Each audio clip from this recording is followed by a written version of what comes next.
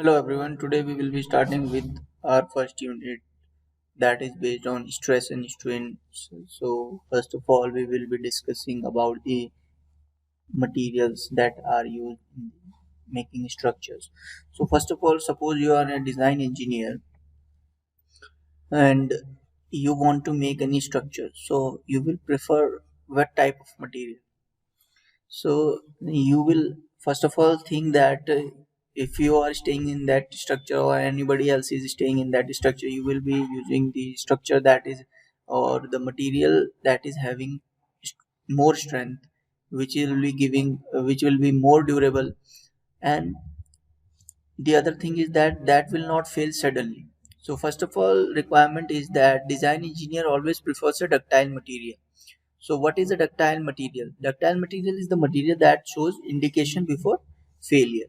So whenever you are designing any structure, first of all you must think that you have to use a ductile material because that shows indication before failure as compared to the brittle material. What is a brittle material? Brittle material is that material which does not show any indication before failure and it fractures suddenly. Okay. So design engineers always prefer ductile material compared to brittle material because ductile material gives indication in the form of yielding before fracture in the form of plastic deformation, but brittle material does not give any indication in the form of yielding and sudden fracture will occur.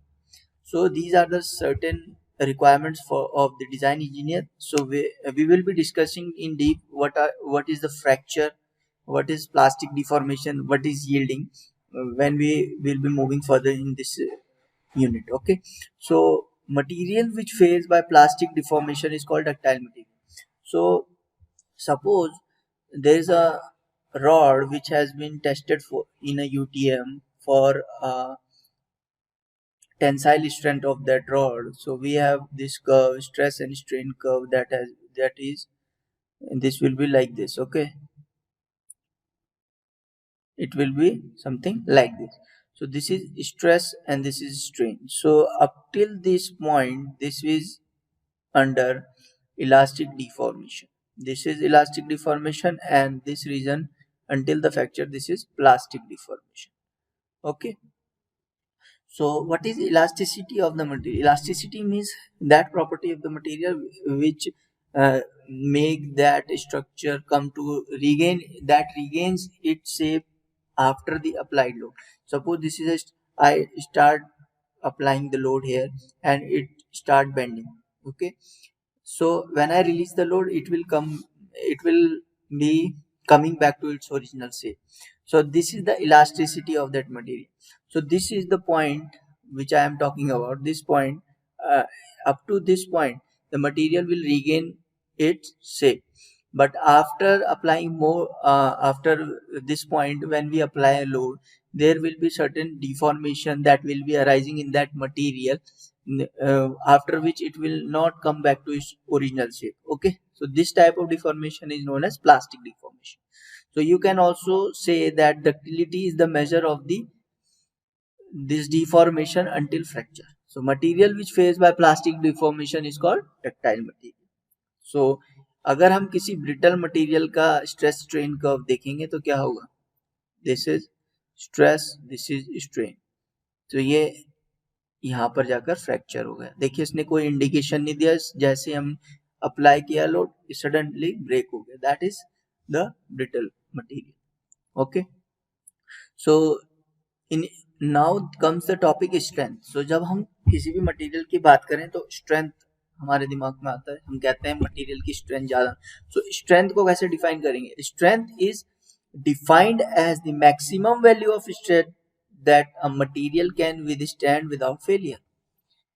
जितना material maximum stress ले सकता है without failure, वो उसकी क्या होगी? Strength होगी. तो अब स्ट्रेस क्या होता है? स्ट्रेस की बात करें, सपोज अभी स्ट्रेस को समझने के लिए, सपोज ये एक वॉल है, यहाँ पर मैंने इस पे फोर्स लगाया यूजिंग माय हैंड. ठीक है. तो जितना फोर्स मैंने इस पे अप्लाई किया divided upon the cross sectional area of my hand. Cross sectional area means that area which is in contact with this wall. Okay, so this is the pressure, but Newton third law क्या कहता है कि for every action there is equal and opposite reaction. जितना force मैंने इस wall पे apply किया, सो इतना ही फोर्स ये वॉल मेरे पे हैंड पे वापस अप्लाई करेगी। That is the reaction force that is given by the wall. So that reaction force divided by the cross sectional area is known as the stress, or you can also say the internally generated force divided by per unit area or cross sectional area is the stress. So now you can define strength. It is the maximum value of the stress that a material can withstand without any failure.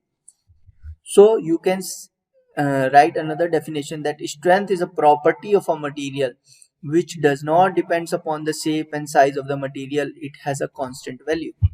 So ये जो property है material की, ये shape और size पे depend नहीं करती है. It is having a constant value. Constant value में अगर मैं कोई स्टोन लेता हूँ, सपोज स्पेसिफिक कोई स्टोन है, उसकी अगर टेस्टिंग करेंगे तो उसका एक कांस्टेंट वैल्यू आएगी स्ट्रेंथ की, और दूसरे की दूसरी है. तो उसकी अपनी एक स्पेसिफिक वैल्यू है. जरूरी नहीं है कि इसकी शेप या है, साइज क्या है, वो उस पर डिपेंड नहीं करता. Strength is the property of material which is having a constant value. तो stress can be varied in material which depends upon load applied and cross sectional area. अब देखिए स्ट्रेस को कैसे डिफाइन करें. सपोज मैंने कहा stress is equal to internal resisting force upon cross sectional area. तो stress is dependent on the force applied and the cross sectional area. अगर inversely बात करें तो stress is inversely proportional to the area and stress is directly proportional to the force, resisting force. ठीक है. तो दोनों case में किस पे डिपेंडेंट है, एक तो एरिया पे और एक फोर्स पे. तो जैसे जैसे फोर्स बढ़ेगा वैसे स्ट्रेस भी क्या होगा, इंक्रीज होगा. जैसे जैसे क्रॉस सेक्शनल एरिया डिक्रीज होगा स्ट्रेस भी बढ़ेगा. जैसे जैसे एरिया अगर इंक्रीज होगा तो स्ट्रेस क्या होगा, डिक्रीज होगा. आई होप ये पॉइंट क्लियर हो. नाउ कम्स कि हम बिल्डिंग स्ट्रक्चर्स में सपोज हम ये बीम बनाते हैं, इसमें हम माइल्ड स्टील ही क्यों यूज करते हैं. माइल्ड स्टील हम इसलिए यूज करते हैं because it is a ductile material. ये कहेंगे अब कुछ लोग, इसकी स्ट्रेंथ ज्यादा है. Mild steel is frequently use for designing purpose due to its high formability. Formability क्या होता है कि देखिए माइल्ड स्टील को क्या है, हम गर्म करेंगे और उसको चाहे हमको कोई सी भी शेप देनी है, उस शेप में हम उसको फॉर्म कर सकते. That means it is highly formable. जैसे कि अगर मेरे को वी शेप में बनाना है, एच शेप में, वी शेप में, कुछ भी बनाना है तो मैं उसको क्या कर सकता हूँ, मोल्ड कर सकता हूँ, form, because it is formable. It is more formable than aluminium. ठीक है. Since it is a ductile material it gives clear indication before failure. तो डक्टाइल मटेरियल है, वो फेलियर होने से पहले इंडिकेशन देता है, तो ये मटेरियल हम यूज करेंगे. Next term is coefficient of thermal expansion of a concrete is just similar to mild steel. That is the value alpha is equal to 12 into 10 to the power minus 6 per degree centigrade. तो मतलब कहने का क्या है, जितना suppose mild steel है, पर degree centigrade rise होने पे, टेम्परेचर वेरी होने पे कोफिशिएंट ऑफ थर्मल एक्सपेंशन कितना है, कि ये इतना एक्सपेंड होता है पर डिग्री सेंटीग्रेड मटेरियल. तो कोफिशिएंट ऑफ थर्मल एक्सपेंशन हमारे माइल्ड स्टील का और कंक्रीट का सेम है. अगर दोनों का coefficient of thermal expansion same है, दैट मीन जब हमारे सराउंडिंग में टेम्परेचर राइज होगा तो बिल्डिंग स्ट्रक्चर में हमने कंक्रीट और माइल्ड स्टील यूज किया है. That will not, there will be no breakage of bond between concrete and mild steel, because दोनों एक साथ एक्सपेंड हो गए और दोनों एक साथ कॉन्ट्रैक्ट होंगे, because their coefficient of thermal expansion is same. तो therefore it is used in RCC. So अगर आपसे अब कोई पूछे माइल्ड स्टील क्यों यूज करते हैं, तो आप उनको जवाब दे सकते हैं that it is highly formable, it is a ductile material, it is having similar coefficient of thermal expansion as compared to the concrete, therefore used in RCC, because due to temperature variation bond between concrete and steel will not break, so thermal stresses will not develop. Okay, now comes the ductility. Ductility क्या होती है, ये मैं आज lab में discuss किया था, अभी और बता देता हूँ. That it is the measure of extent to which the material will deform before fracture. आप कह सकते हैं कि हम उसको मेजर करें कि जितना मटेरियल हमारा फ्रैक्चर से पहले डिफॉर्म हुआ है, that is known as the ductility. It is the measure of extent to which the material will deform before fracture. Ductility means it can be easily drawn into thin wires. एक definition ये भी हो सकती है कि ductility means it can be easily drawn into thin wire. It is the ability to deform under tensile load. It is the ability of the material to deform under tensile load. तो जो ductile material होता है that is strongest in compression, then in tension, then in shear. ये हम discuss करेंगे सारे point कि compression में स्ट्रॉन्गेस्ट होता है ductile material, then in tension, then in shear stress. So आप लोगों को ये ध्यान रखना है जब भी आप डक्टाइल मटेरियल से डील करेंगे तो आप लोगों को किससे ध्यान रखना है कि फेलियर किससे नहीं होना चाहिए, शियर से नहीं होना चाहिए. अगर आप शियर को कंसिडर करके डिजाइन कर देंगे दैट मीन्स बाकी दोनों में तो वो ऑलरेडी स्ट्रांग हो गए. ओके, आई होप ये पॉइंट क्लियर हो कि वीकेस्ट है शेयर में. अगर शेयर के लिए हम डिजाइन कर देंगे तो बाकी दो में तो हो गए, बिकॉज उन दोनों में शेयर से ज्यादा ही है वो स्ट्रांग. ओके,